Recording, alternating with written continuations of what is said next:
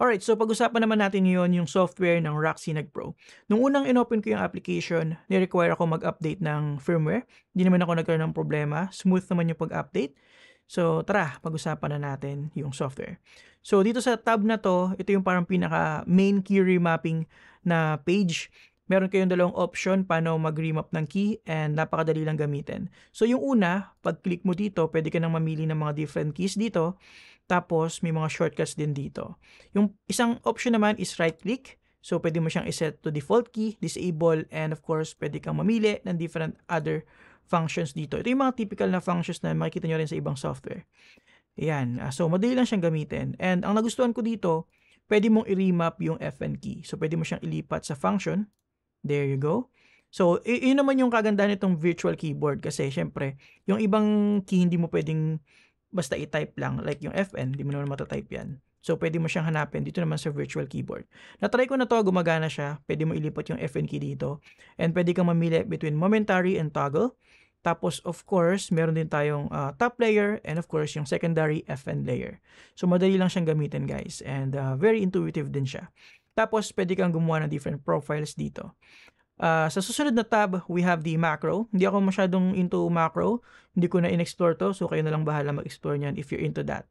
Tapos, sa third tab, meron tayong lighting mode. Actually, meron tayong 4 na different lighting options or lighting customization para sa keyboard na to. Yung una is yung lighting modes nga.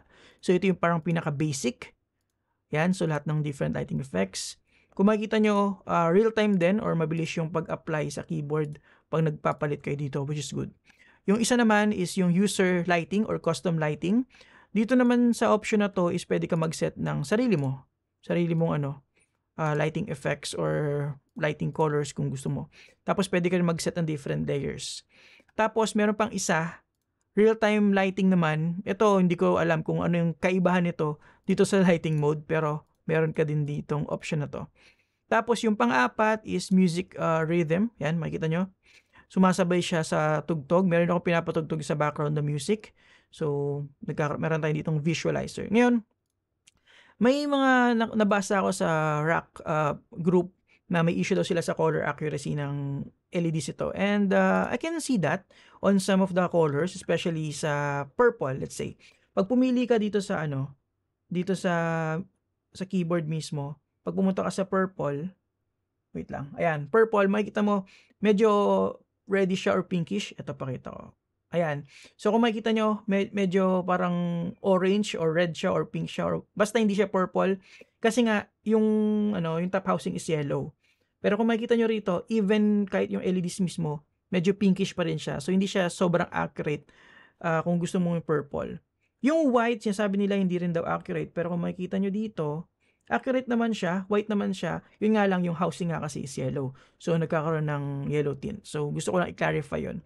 Again, para sa presyo niya, para sa akin, okay pa rin yun. Yun nga, yung ibang colors, like yung purple, is hindi sobrang accurate. So, yun lang naman. So, ayun, napag-usapan na natin yung mga different lighting effects. Sa last page naman, andito yung settings, kung saan pwede nyong i-adjust yung key response level. Kung makita nyo, may mga information din kung ilang milliseconds yung magiging delay niya. There you go. So, yung default is level 2. Tapos, pwede rin yung i-adjust yung sleep time. Pwede kayong mag-update ng firmware, reset keyboard, disable these key combinations. And finally, let's go ahead and talk about the TFT screen ng Roxinag Pro. And yes, pwede po kayong mag-upload ng GIF dito sa TFT screen. And yung load time is depende sa frames ng GIF. For example, ito 187. Medyo matagal to. Minuto ang itatagal nito. Tapos, ito naman mas mabilis kasi 14 frames lang. So, pag mag-upload kayo ng GIF, ang gagamitin nyo is import. Okay? Ayan, makikita nyo, supported GIF. And then, pwede rin kayong gumawa ng sarili nyong GIF. So, pakita ko sa inyo. Pwede kayong mag-upload ng multiple frames or multiple pictures. There you go. And pwede nyo i-adjust yung delay by double-clicking do sa number. And then, pwede nyo i-preview. Ayan. So, sample lang naman to. Okay? Same with the other GIF. Pwede nyo i-preview yan. Okay? There you go. Tapos, yan, pwede nyong time sync, pwede nyong i-save, export, and of course, kung ready na kayong ilagay sa keyboard nyo, upload nyo lang. So, yung load time, again, depende sa sa haba o sa dami ng frames. So ito, 14 frames lang, mabilis lang, siguro maybe a minute or two. So yeah. Ayun, so nag-apply na siya sa keyboard natin. Pakita ko lang sa inyo ng close up. So kung makikita nyo, okay naman yung quality, 'di ba? Legit naman yung pagka-animated GIF niya, wala namang masyadong artifacts. So para sa akin, goods na goods naman yung quality nito, especially for the price. Okay? So, ayun lang. Napag-usapan na natin yung software. Ngayon, pag-usapan naman natin yung functionalities ng display. Alright, so pagdating sa display, makakontrol nyo siya gamit yung knob. So, pwede kayong mag-cycle through different pages here. Isa-isayin natin. So, we have the animated GIF. We have the main screen or home screen. Then, we have effect, color, brightness, speed, volume, system, and language. So, pagdating naman sa home screen or your main screen, meron tayong date, battery life, time, tapos kung anong OS ang gamit mo, kung anong connection mode mo. Ngayon, ang problema ko dito, hindi ko mahanap kung pwede mong palitan yung time or time format. Parang wala kasing option na ganun even on the software. So, limited tayo sa 24-hour format.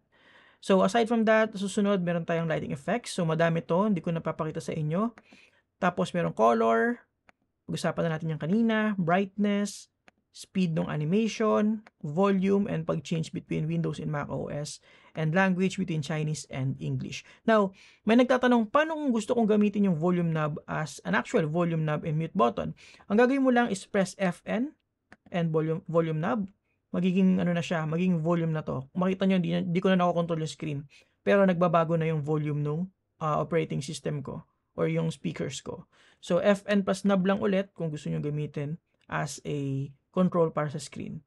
So, ganun lang kadali. Right?